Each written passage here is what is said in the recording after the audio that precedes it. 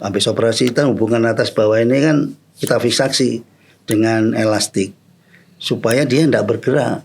Jadi ini selama 1 bulan dia gigit terus. Nggak bisa makan, nggak bisa buka mulut. Terus makannya gimana dok? Apalagi pakai gitu-gitu kan bracket aja sudah aneh gitu. Apalagi tambah headgear gitu, bayangannya gitu. Jadi kayak di anak kecil di film Nemo itu ya cewek. Iya. Nah itu sebenarnya harusnya saya pada.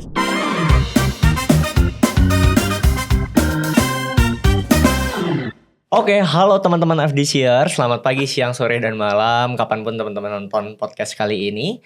Jadi di podcast kali ini kita akan membahas satu cerita yang sangat menarik nih gitu kan. Di podcast hari kali ini kita kedatangan satu dokter senior kita, yaitu Dokter Jusuf, SP Ortka, spesialis ortodonti. Dan di sini ada salah satu pasien dari Dokter Jusuf yang ini cukup menarik nih ceritanya untuk dibahas gitu. Kita akan ceritakan setelah ini. Selamat siang Dok Jusuf, selamat siang Kak Ismail.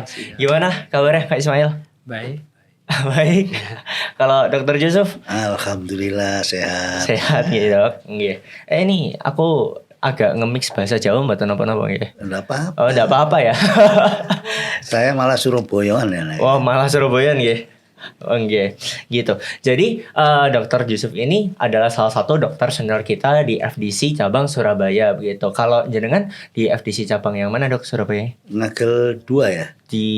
Berarti di FDC Surabaya 2 gitu. Dok, ini aku ada sedikit pertanyaan nih Dok saya. Ini kan ada Dokter DRG Jusuf SP Ortka. Nah, K-nya ini apa Dok? Konsultan. Oh, konsultan. Sebetulnya ada subspesialisnya. Iya. Oh berarti di spesialis ortodonti itu ada subspesialisnya lagi gitu? Iya ada. Jadi kalau orang setelah lulus dokter gigi kan ambil spesialis. Nah orang spesialis ini kalau dia ngajar kan harus satu level di atas daripada muridnya kan. Nah ini yang harus dia punya subspesialis klinis ya. Klinis. Bukan spesialis, bukan di atas satu level itu bukan doktornya, tapi klinisnya itu subspesialis. Oh gitu, ya. Harus dibedain. Oh ya. Bahwa spesialis di klinik itu berbeda dengan pendidikan yang sains, misalnya S2, S3. Oh iya. Ini spesialis, subspesialis. Oh iya, lebih ke profesinya gitu. Ya, lebih profesi. Jadi kalau dia ngajar spesialis walaupun seorang lulusan S3 nggak bisa ngajar kalau dia punya kelainan, nggak punya subspesialis tadi. Ya. Oh oke. Jadi untuk mengajar perlu subspesialis tadi ya Dok ya. Pendidikan lagi subspesialis. Oh nggih. Nah jadi di sini adalah salah satu cerita teman-teman di cerita pasien Kak Ismail ini. Jadi Kak Ismail ini punya satu kondisi di mana memang kondisi giginya itu cukup unik gitu. Nah, boleh diceritain nggak Kak Ismail dulu pada saat awal datang ke dokter itu kondisinya seperti apa sih? Apa yang dirasa kayaknya ini agak bermasalah deh gitu. Boleh diceritain nggak? Dari awal banget itu gimana? Kalau dari awal banget itu sebenarnya ceritanya itu waktu saya kecil, waktu kelas 3 SD gitu. Sebenarnya saya kan dari dulu emang ke dokter gigi itu termasuk rutin gitu ya. Kayak misalnya membersihkan kerang gigi aja ke dokter gigi, ada lubang ke dokter gigi gitu. Jadi dokter gigi pada saat itu dia memprediksi bahwa nanti rahang saya ini akan panjang sekali gitu tumbuhnya. Oh gitu. Nggak tahu gimana caranya karena awam saya ya. Dia bilangnya gitu aja. Nih anak rahangnya bakal panjang, memanjang ke depan gitu.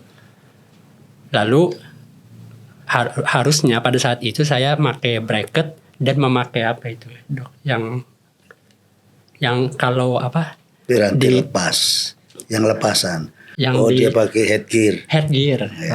Kayak di chin cap, nahan rahangnya supaya nggak tumbuh ke depan. Iya. Kayak di anak kecil di film Nemo itu ya cewek. Iya. Nah itu sebenarnya harusnya saya pada saat itu pakai itu. Oke. Supaya nggak memanjang. Itu kelas 3 SD ya itu ya? Iya. Terus gimana tuh? Cuma saya kan karena cowok kan terus pada saat itu bracket itu masih sangat jarang sekali ya. Jadi kayaknya takut di apa, anak kecil pada saat itu kayak takut diejekin gitu. Iya. Apalagi pakai gitu-gitu kan, bracket aja sudah aneh gitu, apalagi tambah headgear gitu, bayangannya gitu. Jadi bersikeras nggak mau gitu. Ya udahlah kan, orang tua kan nggak mau maksa juga kalau anaknya nggak mau. Jadi udah bertahun-tahun kemudian memang memanjang dan pada akhirnya memang cakil gitu ya, mau maju. Yang di bawahnya lebih maju daripada atasnya. Ya nggak masalah juga sih, maksudnya nggak, apakah memang nggak pede tapi anu aja kayak ya udahlah kayak sudah gitunya kan. Lalu pada akhirnya tahun 2024 awal tahun lalu ya. Iya, itu kayak setiap kali makan agak kerasan dikit kayak permen, kacang itu kayak mulai sakit terus ini. Di mana? Di gigi gerahamnya itu, yang tempat gigitnya itu. Oke. Terus akhirnya datang ke FDC. Enggak, belum. Oh, belum. Itu masih di Banjarmasin. Oh, itu masih di Banjarmasin. Iya, saya masih di Banjarmasin. Terus dikira kan biasanya kalau sakit kan ada lubang, ada apa, ya udah kan ke dokter gigi lagi gitu. Nggak ada apa-apa nih, nggak ada lubang, nggak ada apa. Jadi udah dikasih obat tadi. Pada beberapa waktu kembali lagi sakit lagi gitu, kalau makan agak keras sakit lagi gitu. Lalu dokter yang di Banjarmasin ini, ini karena apa, giginya itu tumpuan ketika mengunyahnya itu sangat cuma kayak satu gigi aja. Karena idealnya mungkin berapa tuh kayak tumpuan untuk mengunyah itu. Ya jadi dia ini karena gigitannya itu terbuka yang depan. Sehingga yang nempel itu cuma belakang aja. Jadi beban pada saat makan dia ditanggung oleh satu gigi itu. Cuma di belakang aja. Iya, jadi kan lama-lama sakit ya. Iya. Lalu kata dokter tersebut yang di Banjarmasin itu, lama-kelamaan kalau dibiarkan gitu bisa pecah giginya. Karena terlalu stres, terlalu dipakai gitu ya. Temannya nggak ada yang membantu gitu. Karena rahangnya terlalu besar kan yang di belakang ini. Jadi ya udah kan coba ke dokter satu. Dia menyaranin ke temannya. Temannya ini intinya kayak sering lah mengatasi kasus masalah gigi berantakan dan lain-lain gitu ya. Terus lalulah ke temannya itu, dan temannya ini sampai ke dokter gigi yang di temannya ini. Lalu dia, kalau kasus saya ini umur saya yang sudah berapa 25, 24 gitu kan, bukan masa pertumbuhan lagi ya. Jadi agak sangat mustahil gitu untuk tanpa bedah gitu. Jadi memang harus bedah katanya kan. Antara bedah atau itu pilihannya kemarin, kayak apa, semacam dipasang di rahang atasnya itu dicoba dipaksa dilebarin gitu. Ya intinya itu kalau rahang yang salah itu nggak mungkin diperbaiki dengan menggunakan perawatan atau alat orto. Dia harus dilakukan pembedahan. Karena memang bukan usia pertumbuhan juga ya dok ya? Ya, syarat untuk dioperasi dia harus selesai masa pertumbuhannya. Jadi minimal 18 tahun. Nah dia ini karena parah banget. Dia jarak rahang bawah dengan rahang atas itu jauh banget. Iya, ini saya lihat di fotonya jauh banget nih dok. Iya. Ciri di desainnya ini. Di samping jauh, terus giginya nggak rata, berantakan. Jadi iya gitu. Sih kelihatan. Iya betul. Oke, terus akhirnya bisa ketemu dokter Yusuf gimana tuh? Jujur aja masih panjang ceritanya. Masih panjang. Tadi baru nyampe Banjarmasin tuh ya. Masih belum sampai Surabaya. Oke. Jadi itu temannya, lalu karena bedah kan, lalu dia menghubungi temannya lagi sama dokter bedah mulut. Oke. Intinya dokter bedah mulut datang, dia bilang kalau di Banjarmasin itu nggak bisa ada apa kayak semacam fasilitas yang memadai untuk melakukan bedah saya ini gitu di Banjarmasin gitu. Lalu karena si dokter bedah mulutnya ini adalah alumni Unair, jadi dia menghubungkan saya ke dosennya, yaitu kalau boleh sebut nama itu dokter Andra. Bedah mulut. Kalau nggak salah beliau ini kayak dekan, salah satu wakil dekan itu. Iya. Iya gitu. Habis itu berkonsultasi. Iya, disuruh konsultasi ke beliau gitu lewat Zoom. Lalu beliau ngelihat dikirimkan filenya dan ronsennya dan lain-lain, beliau nggak bisa langsung operasi gitu, kata beliau, harus dirapikan dulu giginya. Oh gitu. Iya. Ekspektasi saya yang awam ini kan langsung aja potong-potong gitu. Iya, copot behel gitu ya. Iya gitu. Ternyata nggak, harus rapi dulu baru bisa di operasi gitu. Oke. Ya udah kan, jadi sebelum asal ada masalah gigi ini memang saya niatnya mau nerusin ke S2 gitu. Cuma bingung di mananya aja. Lalu karena ada kasus ini dan ada referral tadi ya ke UNA ya, ke Surabaya. Nah kan yang bisa operasi ini antara dua, Jakarta atau Surabaya gitu. Jadi ya karena ada yang rujukan ke Surabaya tadi ya, saya ke Surabaya jadinya larinya gitu. Oke. Nah, setelah nyampe Surabaya nih, siapa yang pertama kali dihubungi pada saat itu? Ke RSGM Unair saya. Oh gitu. Karena kan beliau harusnya di sana. Maksudnya dokter Andra ini harusnya di situ kan beliau.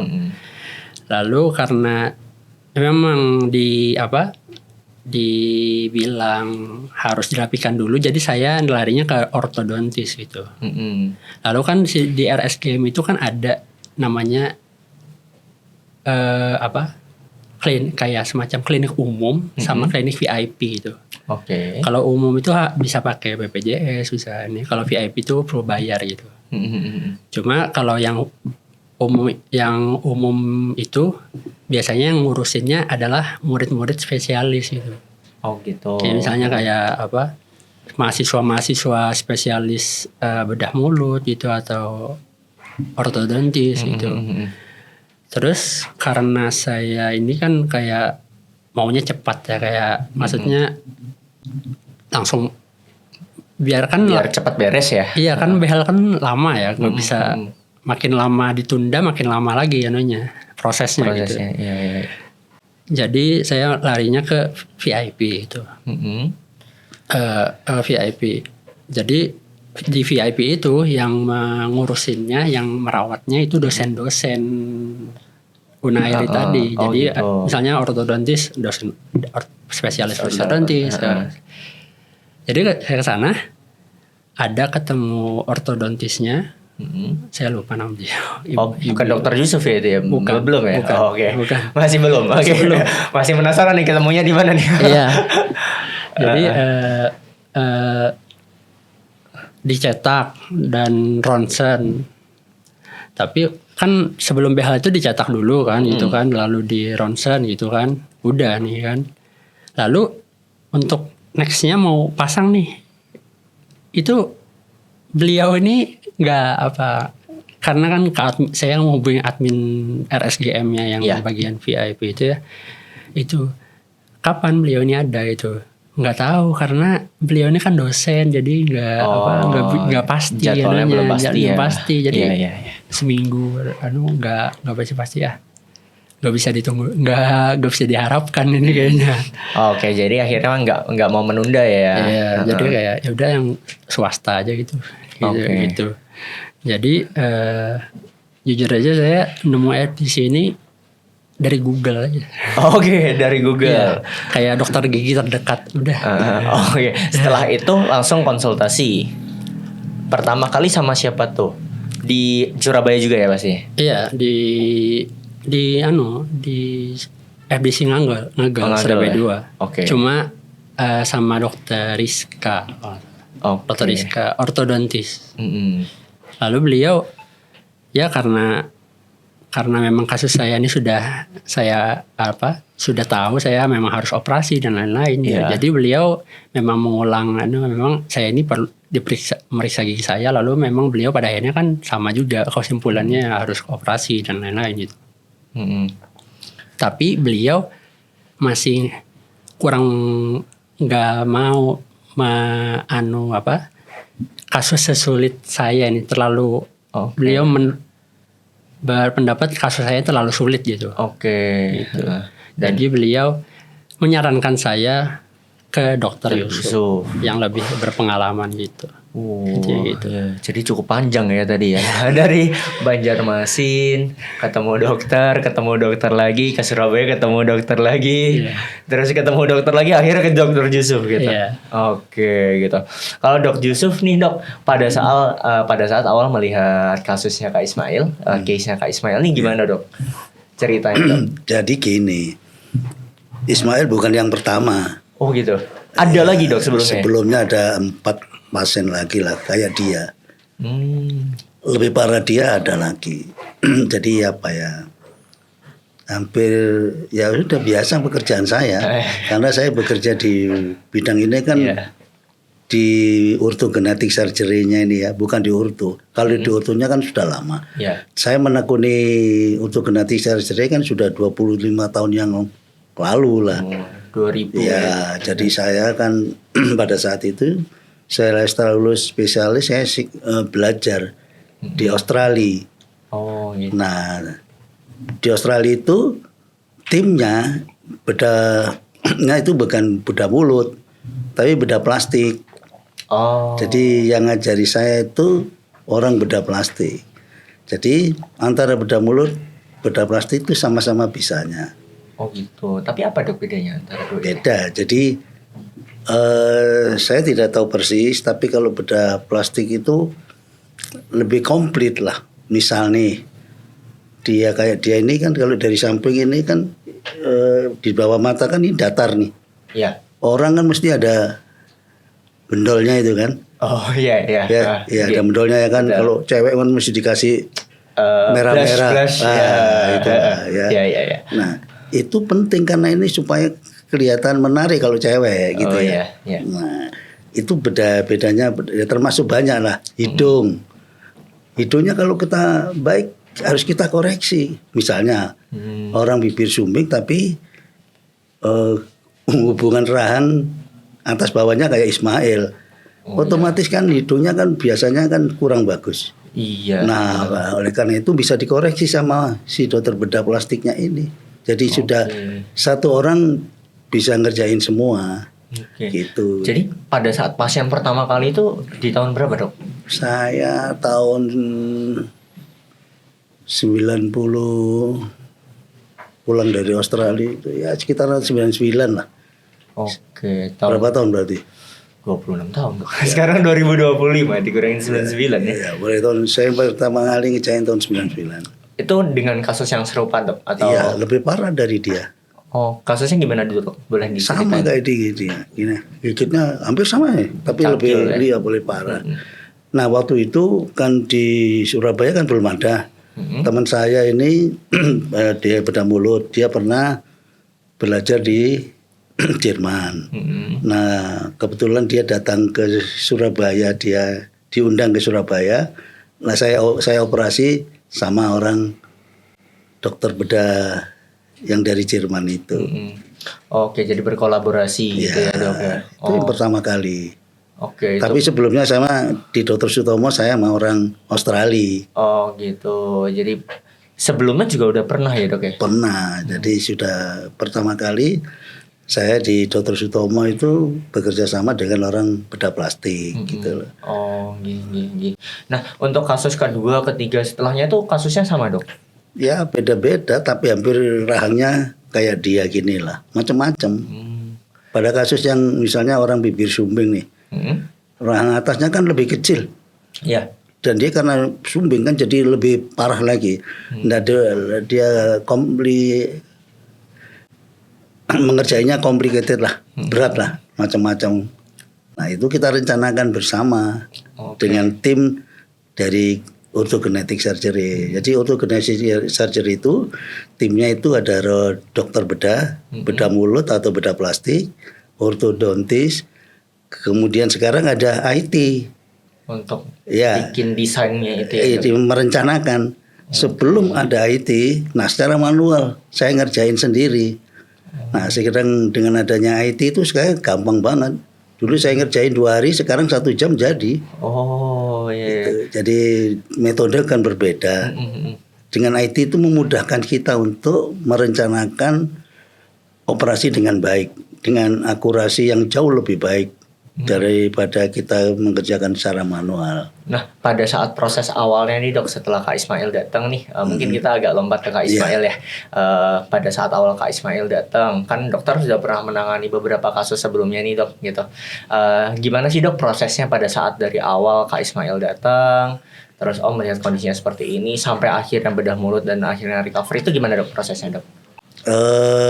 Pada saat Ismail ini datang ke klinik, kan saya lihat ya, saya sudah biasa ngerjain.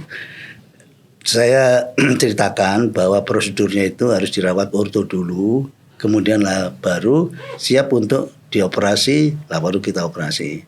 Tapi perawatan bedah ortogenetik ada 2 cara. Ada yang dirawat orto dulu, ada yang bedah dulu. Nah, yang bedah dulu itu bisa dilakukan, tapi ada syarat-syaratnya. Jadi giginya berantakannya nggak parah banget. Kemudian istrinya kurve OSPI-nya itu, jadi rahang bawi kalau gini kan ada rahang bawi itu kan dalam melengkung. Iya. Ya. Nah dia nggak boleh terlalu melengkung, nggak boleh. Oh, ada derajat khususnya. Iya, gitu harus ya, paling nggak agak datar lah. Permukaan gigi itu harus datar. Nah supaya kita bisa melakukan pembedahan dulu. Nah keuntungan daripada pembedahan dulu itu adalah bahwa pasien langsung merasa excited. Jadi karena muka saya berubah. Langsung terlihat iya, gitu ya dok ya. Betul. Setelah itu dioperasi baru kita lakukan perawatan orto. Nah kalau yang orto tadi seperti Ismail ini saya kerjain dulu. Saya hilangkan berdesakannya supaya nggak parah-parah banget. Dilakukan operasi. Setelah operasi dilakukan perawatan orto lagi. Jadi ada 2. Sebelum dan sesudah operasi perawat ortonya. Sebelumnya itu dibehel dulu ya dok ya tadi ya. Dibehel, dirawat dulu, jalannya diratakan dulu, dioperasi, baru setelahnya tadi bagaimana dok? Nah setelah dioperasi kan belum tuntas. Supaya untuk mendapatkan hubungan gigi dan atas itu baik, artinya interdigitasi giginya itu baik, maka kita lanjutkan perawatan ortonya. Oh gitu. Jadi seperti ini sekarang ini dia kan sudah bagus hubungan gigi atas dan bawahnya. Nah sekarang dia nyaman. Dulu yang makannya cuma 1 gigi, sekarang semua ngegigit. Ya. Cuma ada kekurangan. Jadi kan rahang bawahnya terlalu maju. Kemudian, bentar ya, tak minum dulu. Monggo. Diminum dulu aja dok. Nah, rahang dimundurin, otomatis lidahnya ini kan jadi nggak nyaman. Lidahnya ruangnya itu asalnya luas, kemudian dimundurkan jadi sempit kan. Nah makanya dia ngomongnya agak kurang enak kan. Lidahnya kepanjangan berarti. Nggak terbiasa. Harus menyesuaikan dulu kan. Nah itu. Tapi lama-lama hilang dari awal itu. Nah oleh karena itu pada waktu perawatan orto selesai, saya rencanakan untuk melakukan digital analisis. Jadi kita majukan rahang atas itu berapa, kemudian rahang bawah mundur berapa, ya. Jadi kasus Ismail ini ada 2 cara. Jadi gigi depan bawah itu kan yang miring nih, agak miring gini kan, miring. Nah kalau saya lakukan perawatan orto agak susah dan lama. Oleh karena itu saya sarankan untuk dilakukan pembedahan dan gigi depan itu kita majukan ke depan.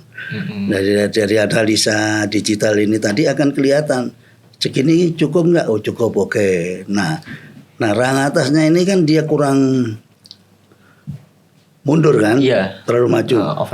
Jadi rahang bawahnya ini kita potong di sudutnya itu, di sininya ini, di sudut rahangnya ini kita potong, bukan dipotong gini, di slicing. Intinya jadi digeser gini rahangnya ini.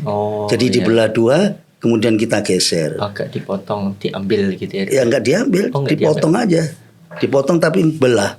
Oh gitu. Potong belah, terus kemudian rahangnya digeser. Ya tadi rahang atas dulu kita majukan, kemudian rahang bawahnya kita geser ke belakang, kan ketemu. Dari gini, ini gini kan ketemu. Nah itu. Jadi kondisinya sekarang juga udah nggak overchat, gigi bawahnya udah lebih mundur daripada yang gigi atas gitu ya. Makanya kalau bisa ditampilkan di sini digital analisisnya itu saya bisa jelasin ini loh. Sekian mundurnya berapa milimeter yang bawah, rang atas berapa milimeter. Di sini terlihatnya sih ini dok ya, tadi maksilah geser ke kanan 2,5 milimeter, mandibulanya geser ke kiri 2,75. Nih kelihatan nanti ini di editingnya ada dok. Oke gitu. Nah pada saat itu kan di behel dulu ya dok berarti ya. Itu ada jenis behel khusus yang harus dipakai atau gimana dok? Sebetulnya behel bracket apa saja bisa lah. Oh gitu. Bracket apa aja bisa. Tapi kebetulan Ismail ini saya menggunakan bracket yang tipe self ligating. Kenapa yang itu dok? Bracket self ligating itu tanpa diikat. Jadi dengan tidak diikat, pergerakan gigi bisa loss. Tapi kalau kita ikat dengan karet, karet itu kan ada warna macam-macam lah warnanya. Nah, karet itu menghambat pergerakan daripada gigi. Kan ini diikat gini, karetnya kan jadi menghambat nih. Nah ini yang nggak loss. Nah, oleh karena itu dengan pergerakan yang tidak diikat menggunakan self ligating ini kelebihannya itu tadi, tidak ada hambatan untuk menggerakkan gigi. Tapi bukan berarti mesti bisa bergerak, belum tentu, setiap orang nggak sama. Bisa juga gigi yang digerakkan tuh nggak mau gerak ya bisa aja. Itu karena apa dok? Kalau karena nggak mau gerak? Bisa aja karena jenis tulangnya dan mungkin ada kelainan apa itu bisa terjadi. Jadi memang spesifik unik tiap individu gitu ya dok? Jadi setiap orang nggak sama. Ada orang gigi tarik ya diem aja nggak mau jalan.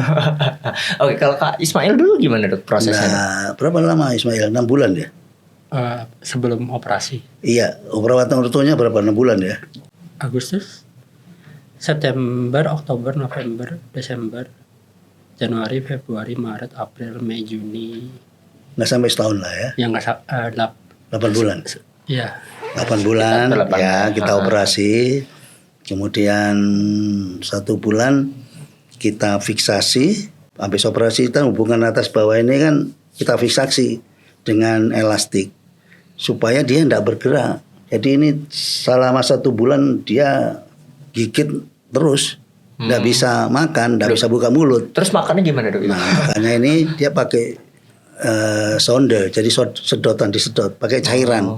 Jadi makannya itu pakai cairan, tidak bisa makan nasi, nggak bisa. Selama 1 bulan kita ikat. Walaupun bubur juga nggak bisa dok? Nggak bisa, karena pokoknya tidak bisa buka mulut kan. Nah, tapi setiap minggu itu karetnya biasanya kita kendorin. Yang dulu misalnya nggak bisa buka sama sekali, minggu berikutnya kita kurangi ikatannya supaya nggak terlalu kenceng banget. Jadi dia bisa gerak-gerak sedikit. Itu karena apa dok? Supaya latihan, jangan sampai nanti 1 bulan dibuka terus dia nggak bisa buka mulut. Jadi kan nanti pada saat dibuka ikatannya itu dia paling buka mulut, dia paling nggak 1 jari aja nggak sampai. Terus pelan-pelan belajar buka tutup mulut sampai dia bisa maksimal. Nah 1 bulan itu baru kita lepas ikatannya itu. Berarti tiap minggu itu untuk dikontrol ya? Iya tiap bulan ya, tiap minggu ya. Habis operasi tiap minggu. Karetnya saya kendorin lah. Kendorin pelan-pelan gitu ya. Kendori sedikit-sedikit sampai 1 bulan. Harapan kita dia bisa buka mulut lumayan. Gitu. Pada saat hari H tadi kan udah bahas tentang sebelum operasi ya dok ya. Gitu. Di behel dulu pakai self ligating sampai akhirnya bisa cocok untuk dioperasi gitu dok. Nah pas hari H operasinya dok gitu. Itu persiapannya apa aja dok? Prosesnya gimana tuh dok? Ya tadi pada waktu itu kita diskusi. Jadi sebelum operasi kan kita tim ini kan berdiskusi. Itu diskusi langsung meja gini dok? Iya, jadi kayak gini diskusi, dia datang, kita lihat analisa digitalnya. Ya, kemudian kita merencanakan sama orang bedah plastik, saya sebelumnya menganalisis kekurangan rang atas itu rangnya kurang maju berapa, atau yang di bawah ini terlalu panjang, dia perlu dimundurkan berapa mili. Nah, itu ada analisis sefalometri. Dari analisis sefalometri itu akan tahu berapa kelebihan, berapa kekurangannya. Oke. Begitu dia dianalisa digital, saya bisa ngomong rang bawah mundurnya 11 mili, rang atas 5 mili, berdasarkan analisis sefalometri ini tadi. Oke. Tapi kita pakai menggunakan analisis digital juga bisa. Terus operasinya itu di mana dok pada saat itu? Di Dr. Sutomo. Oh, di Dr. Sutomo. Karangmenjangan itu ya, istilahnya dulu Rumah Sakit Karangmenjangan, terkenalnya Karangmenjangan, tapi namanya Dr. Sutomo. Ya. Oke, itu tim operasinya selama operasi itu berapa orang dok? Ya, operatornya itu dua bedah plastik, jadi saling membantu lah. Nah, saya juga, saya mengikut di ruang operasi, saya ikut tidak bekerja, saya mengawasi, jadi membantu kalau dia sudah ini udah betul ya hubungannya. Oh ya, saya lihat oke, udah. Oke. Jadi saya ini cuma membantu untuk meyakinkan bahwa hubungan atas dan bawah ini selesai ya sudah. Oke. Saya tidak ikut lagi, saya bisa keluar dari kamar operasi. Itu berapa lama dok prosesnya? Operasi berapa kamu? Kemarin tuh dari jam 8 sampai jam 9 malam. 8 pagi sampai 9 malam. Nah, jadi 8 pagi sampai 9 malam itu jadi 13 jam dok itu. Jadi jam 8 itu masih persiapan. Jadi kita siapkan untuk dibius totalnya itu. Baru dimasukkan kamar operasi. Jadi mulai itu paling 1 jam setelah persiapan selesai baru kita melakukan operasi dokter bedah plastiknya. Itu jam 9, berarti kalau misalnya dari jam 8 pagi tambah sejam, jam 9 pagi kan ya dok udah mulai jam operasi. 9, jam 9, jam 10 lah. Jam 9, jam 10 pagi sampai jam 9 malam dok itu. Iya, jadi karena sulitnya dia kasusnya ini, makanya dia sampai malam 12 jam. Iya. 12 jam. 12 jam lah. Ada yang cepat, ada yang 5 jam, 6 jam, ada tergantung kasusnya. Itu udah termasuk cepat ya dok ya? Betul. Ini tingkat kesulitannya agak sulit karena dia rahangnya tipis banget. Oh gitu. Jadi motongnya itu kan harus hati-hati, kan belah, gak dipotong gini. Potong gini kan gampang. Ini dibelah. Kita belah dari dalam mulut, maka ruangnya kan sempit.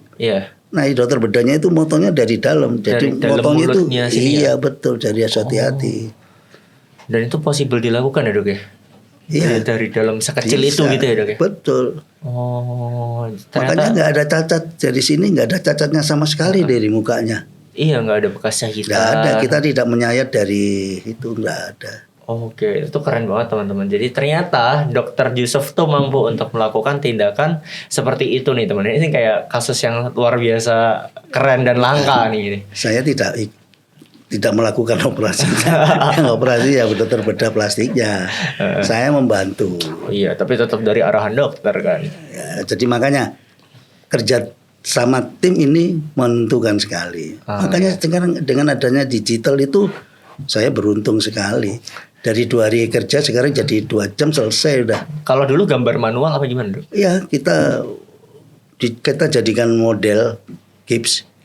Kemudian saya motong sendiri, gipsnya yang dioperasi itu seperti dokter bedah motong orang, saya motong gipsnya gitu. Jadi simulasi gitu. Kayak simulasi gitu. Nah, tujuannya adalah untuk membuat wafer. Wafer ini alat bantu bedah yang bisa menentukan hubungan rang atas dan rang bawah. Nah, itu yang buat lama. Jadi wafernya itu bisa buat satu bisa dua wafer. Nah, oleh karena itu karena motong saya manual, ya motong kayak bedanya dia manusia, saya gips lah gitu motongnya itu. Tapi setidaknya ada simulasinya dulu gitu ya sebelumnya. Oke. Makanya kalau seorang ortodontis itu dia bisa belajar manual, digital ya udah paling gampang, habis itu dicetek-cetek, di print aja di sana udah jadi. Lebih memudahkan ya. Lebih mudah, sangat mudah sekali sekarang, luar biasa jadi. Oke. Mungkin aku izin jump in ke Kak Ismail dulu ya, Dok ya. Silakan. Gitu. Setelah operasi nih Kak Ismail gitu. Apa sih yang dirasain? Mual. Oh, mual. Itu setelahnya banget tuh. Iya, muntah terus loh. Oke. Muntah. Itu karena apa mualnya rasanya? Katanya sih karena obat biusnya. Oh. Emang karena obat biusnya. Terus ada lagi rasa lain selain mual? Nyari, bengkak? Enggak ada. Jujur aja kan biasanya kalau operasi itu kan kayak setelah operasi itu sakit ntar di bagian bedahnya katanya kan gitu ya. Jadi saya nggak sakit tuh nggak Malah sakit gitu ya? Iya, nggak sakit malah. Cuma ada bengkak, terus mati rasa aja sih di sini. Mati rasa semuanya. Oh gitu. Itu di hari H-nya ya? Iya. Ya, terus paling yang paling mengganggu dari setelah operasi itu bukan sakit, bukan apa sih, cuma beler itu loh, apa? Ngiler. Iya. Kan nggak bisa ngontrol ototnya ini, kayak nggak berfungsi gitu, kayak nggak merasa kan kebas gitu. Jadi kalau duduk agak tegak gitu, jadi tiba-tiba beler udah nggak. Oh, itu berlangsung berapa lama itu? Kalau belernya itu lama, mungkin 7 hari lebih. Oh, 7 hari Iya, masih. cuma ya berangsur-angsur mendingan kan. Asalnya agak nggak bisa ditahan sama sekali. Makin lama bisa ditahan sebentar, mungkin makin lama bisa ditahan gitu. Karena kan makin berangsur-angsur makin berasa yang bagian operasinya. Baru mulai full bisa nahan, full normal itu setelah berapa lama itu, Kak? 2 minggu mungkin. Setelah 2 minggu baru bisa nggak beler tadi ya? Iya. Jadi gini, saya lupa. Apa itu? Pada waktu dia selesai operasi itu nggak langsung diikat. Oh. Nggak diikat, dibiarin dulu supaya kalau muntah ini bisa keluar. Kalau enggak kan kesedak masuk ke dalam ini, kan bahaya. Nanti masuk ya, lagi lebih bahaya. Jadi begitu biasanya besok paginya mulai saya ikat.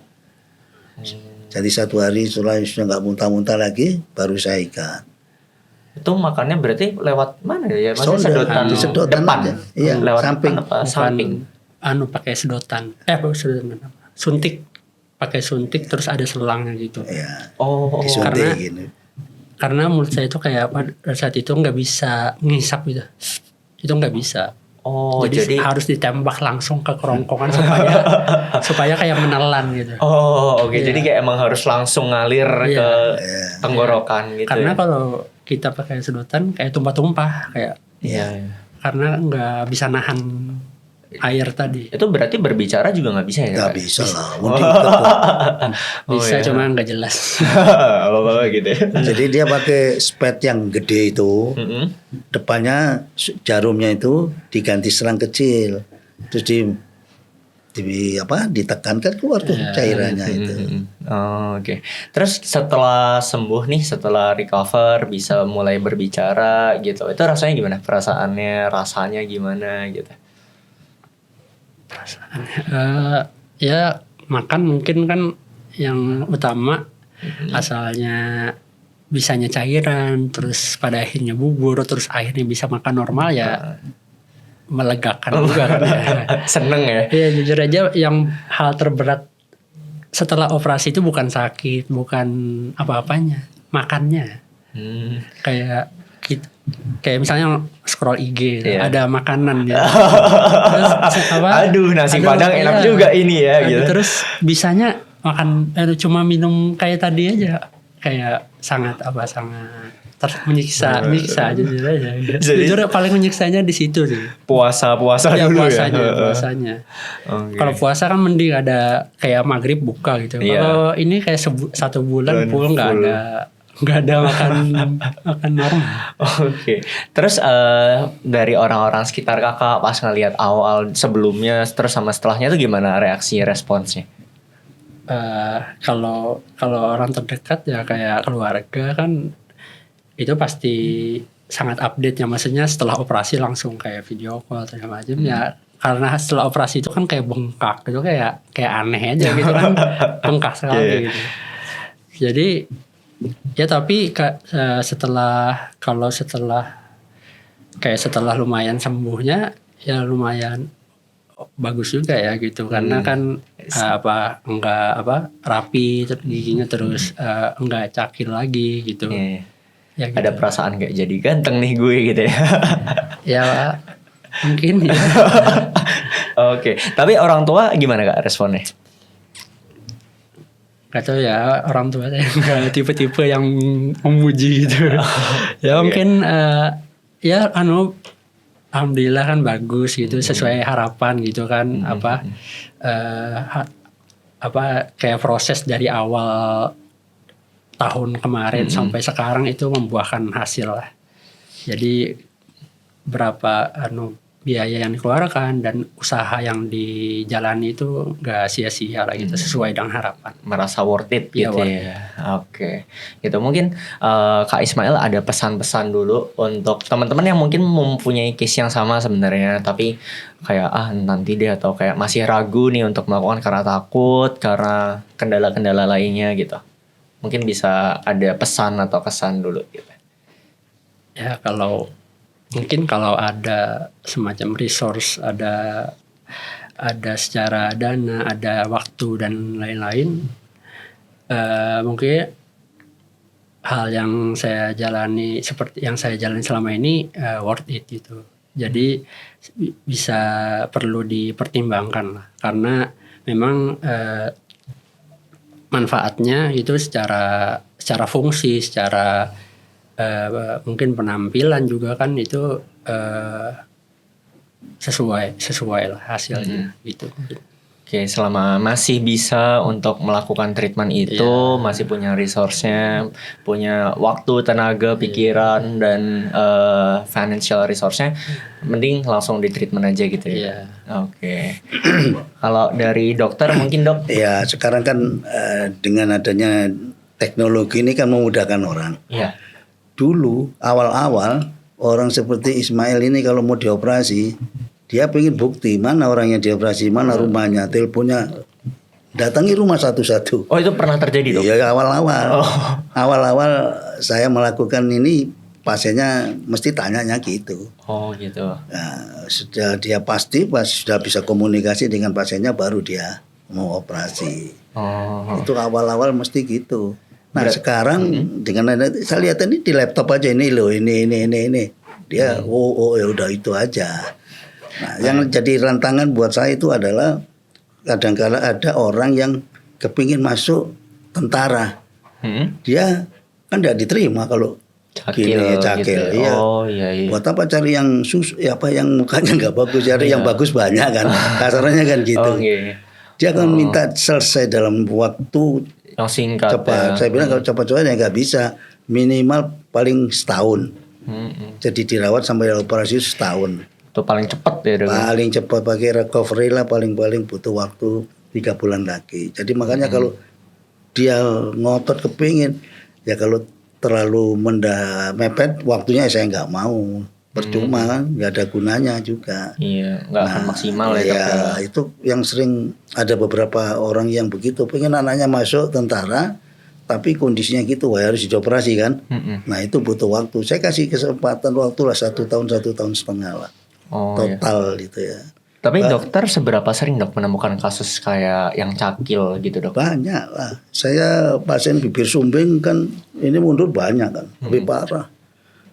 Bibir sumbing kan sudah maju bagus, tapi hidungnya kan masih nggak simetris. Nah itu kan harus dikoreksi. Setelah operasi habis itu dikoreksi hidungnya. Itu ngoreksinya gimana dok? Pembedahan lagi? Iya, tapi ya itu orang bedah plastik lah. Saya cuma lihat aja. Saya kan waktu di Australia kan lihat orang mukanya ini dibentuk macam apa aja. Saya pernah lihat. Ya, jadi saya kan cuma berhubungan dengan oklusi ya, gigitan giginya aja. Tapi saya lihat semua, lihat orang mau hidungnya dibetulin, matanya dibetulin, pipinya ini supaya mentol itu tadi. Ya macam-macam lah. Jadi saya bersyukur ya, berterima kasih. Saya dulu diberi kesempatan untuk belajar bedah orto Australia, ya, dari bidang saya ya, dari orto. Oke, mungkin ada kesan, bukan kesan ya, mungkin lebih ke pesan kali dok. Mungkin ada pesan yang mau disampaikan dok ke teman-teman yang punya masalah rahang juga, mungkin seperti Kak Ismail atau bahkan nggak yang separah Kak Ismail, tapi masih ragu-ragu nih dok untuk melakukan perawatan gitu. Ya, jadi seperti apa yang dikatakan Ismail tadi. Yang pertama, yakin bahwa saya mau dilakukan operasi ini dan dia tidak takut. Tapi tidak ada orang yang nggak takut. Mau dioperasi itu tidak ada yang takut. Semua takut.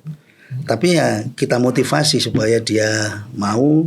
Dan kita berikan contoh-contoh ya pasien-pasien yang sudah kita lakukan perawatan. Nah termasuk orang tua. Ya, itu yang harus kita yakinkan.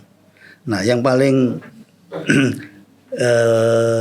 enak itu kalau orang yang misalnya nih orang yang mengalami kayak orang kekurangan, jadi ada kelainan sumbing bibir itu kan kurang, batasnya kan kurang maju banget itu ya. Nah biasanya orang tuanya kan pasrah aja daripada nanti nggak berhasil itu ya udah biarin aja, aja. Orang tuanya yakin dan anaknya oke mau, akhirnya mau dioperasi. Dan ada beberapa banyak lah yang bibir sumbing itu termasuk kan paling banyak. Nah itu yang operasi yang ya cukup keren lah. Jadi rahang itu enggak sekedar dimajukan aja, dirotasi juga. Diputer juga gitu. Iya diputer ini diputer ini. Termasuk orang yang mukanya asimetri. Dia ini kan tidak ada asimetri. Ada yang mukanya gini maju tapi mukanya miring. Oh, asimetri. Double ya dok ya? Iya, itu kita koreksi nanti kita rencanakan. Makanya pakai digital kita bisa melakukan perencanaan yang baik. Gitu. Oke, berarti memang harus yakin dulu ya dok ya sebagai pasien. Siap lah. Harus siap dulu nih sebagai pasien bahwa ingin melakukan perubahan diri gitu ya dok ya. Harus yakin dulu, siap dulu. Juga untuk orang-orang sekitarnya ya dok, terutama dari lingkup keluarga, teman itu harus mendukung kalau misalnya memang ini bisa dilakukan gitu. Dan orang habis dioperasi belum tentu seneng loh. Oh gitu ya dok? Loh ada pasien saya yang habis dioperasi nggak suka, nggak terima. Kok saya masih gini? Nah oleh karena itu sekarang itu sebaiknya kalau masih ragu disuruh datang ke psikolog dulu. Oh gitu. Karena itu dia siap dengan perubahan yang dilakukan. Nah itu pernah terjadi. Jadi pasiennya ini macam-macam lah. Belum siap mentalnya untuk berubah gitu ya dok ya. Itu yang paling bahaya. Artinya dalam arti kata kita nggak enak kan. Api-api kok nggak mau ya. Nah, itu pernah saya ngalami kayak gitu. Ada juga. Berarti memang kesiapan ini nggak cuma dari sisi waktu, tenaga atau biaya aja, tapi memang dari sisi mentalnya juga gitu. Iya, harus itu. Mau siap untuk menerima ini kita akan berubah nih dari kondisi awalnya gitu. Oke, mungkin ada pesan penutup dulu dok sebelum kita akhiri sesinya. Perawatan bedah ortogenetik itu kan sekarang sudah bisa dilakukan di Indonesia.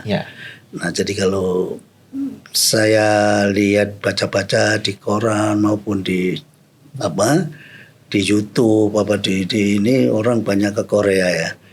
Kita ini di Indonesia ini kita tidak boleh mengiklankan diri kan, dokter tidak boleh. Jadi dari mulut ke mulut aja. Tapi di Indonesia sudah bisa melakukan perawatan bedah ortogenetik seperti Ismail dan yang lainnya. Bisa kita mengerjakan semuanya. Jadi nggak perlu jauh-jauh ya dok ya? Nggak perlu jauh-jauh Pak. Dan saya pernah menerima pasien yang habis dioperasi di luar negeri lah. Saya lihat ya ada kekurangannya tapi komplain karena si pasiennya komplain, kok saya gini habis dioperasi gini. Oh ya ada kekurangannya tapi saya tidak bisa ngomong. Ya harus kamu dilakukan operasi lagi kalau kamu mau. Gitu. Jadi memang ya sebaiknya di Indonesia aja sekalian biar nggak jauh kalau misal pun perlu gitu ya. Kita kan di sini bisa dan dari segi dana jauh lebih murah. Iya. Di Korea lebih mahal pastinya. Iya, jadi 20 tahun yang lalu itu saya masih ingat itu pasien saya dioperasi di Australia kena mahal. Mahal banget. Bisa saya tuh mobil gitu. Bisa kebeli mobil ya Dok ya. Iya. Kalau begitu terima kasih Dok Yusuf untuk waktunya sudah hadir di podcast kali ini. Terima kasih juga Kak Ismail udah meluangkan waktu dan mau bercerita dari awal prosesnya sampai akhir gitu. Oke, terima kasih teman-teman. Sampai jumpa di podcast berikutnya. Terima Bye-bye. kasih. Terima kasih.